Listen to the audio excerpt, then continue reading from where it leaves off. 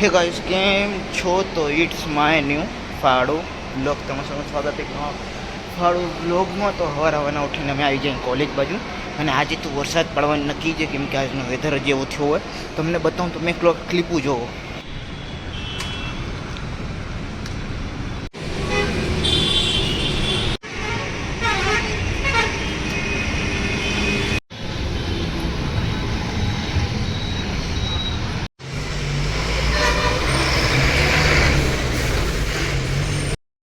અને આજના ક્લિપું જોયા પછી તમે એવું લાગશે વરસાદ પડ્યો હશે. અને આજે વેધર બી કહી દીધું અહીંથી 85% વરસાદ પડશે બપોર ઊંધીમાં.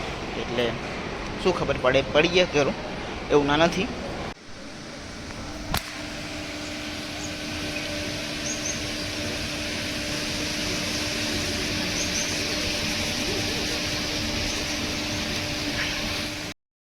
તો હાલ ફિલહાલમાં તમને હમણાં કહેતો જ તો વરસાદ પડશે એમ. તો ચાલુ બી થઈ ગયો વરસાદ હમણાં. જસ્ટ હમણાં શું કે ગાર્ડનમાં બેઠો હતો, ગાર્ડનમાંથી હવે સીધો આવી ગયો ક્લાસરૂમ વાળી બિલ્ડિંગમાં. તમને આ દેખાતું જશે, છાંટા પડે, ફૂલ છાંટા ચાલુ થઈ ગયા. હવે તમે પહેલાં વાદળાના હિસાબે અંદાજો લગાવી દો કેટલી વાર ઊંધી વરસાદ પડશે.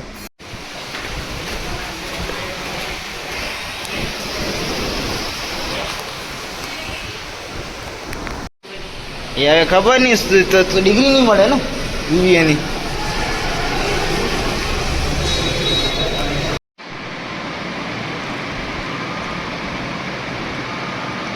તો હાલ ફિલહાલ માટે કોલેજ પતાવીને આવી ગયો. દોસ્તર બી જરાક વાતો ને કરીએ એટલે એ તો તમને ના બતાડ્યું. એટલે કાંઈ નહીં, હાલ ફિલહાલ પર વળી આવ્યો ને ઘરે સોસાયટી પહોંચ્યો એટલે ઘરે પહોંચી ગયો.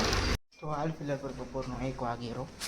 તો બપોરના 1 વાગે પૂરેપૂરું અંધારું હોય આજે.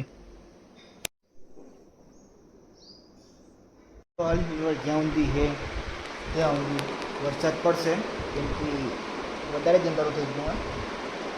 અને લગભગ ઝીણા ઝીણા છાંટા પડેલા, એટલે આપણે અહીંયા વરસાદનો કાર્યક્રમ ચાલુ થઈ ગયો હોય.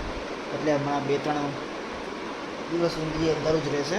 પછી વળી તડકો એમ થશે, સૂરજ આવશે. અને પછી આપણા 7મો મહિનો વરસાદ ચાલુ એકવાર થઈ ગઈ 7મા મહિનામાં, એટલે 7મો મહિનો આખું અંધારું રહેલું વરસાદના લીધે અહીંયા.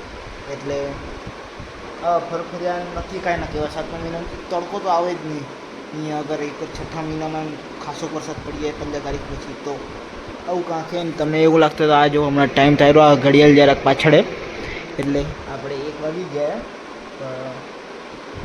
હમણાં આટલો અંધારું જે થોડાક ટાઈમ પહેલાં કાલ ઊંધીમાં તો તડકો એવો હતો કે બહાર નીકળાય એમ નહોતો 1 વાગે ઊંધી. તો હાલ ફિલહાલમાં હમણાં થયા 5:30 અને હમણાં નીકળ્યો હું જરાક ગામમાં ટપડિયું લેવા હતું ઘરનું.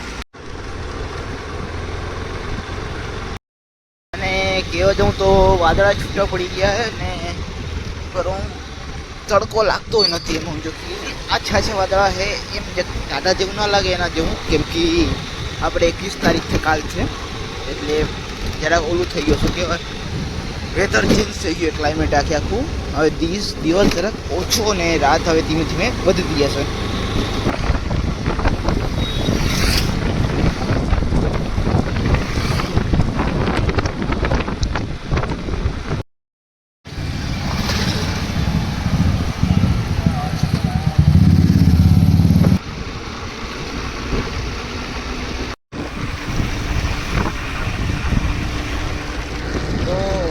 કાલ ફિલહાલ માટે કામ પતી ગયો હોય ને નીકળી ગયો ઘર આટો.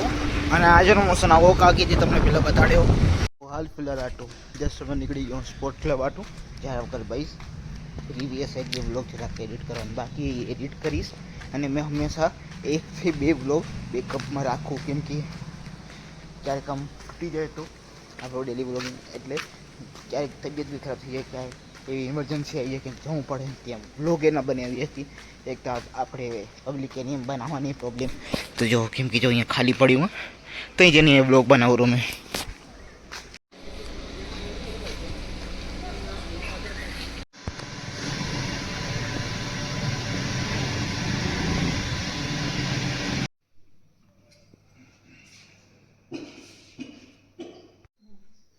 देखो दोबारा आंसर सच होगा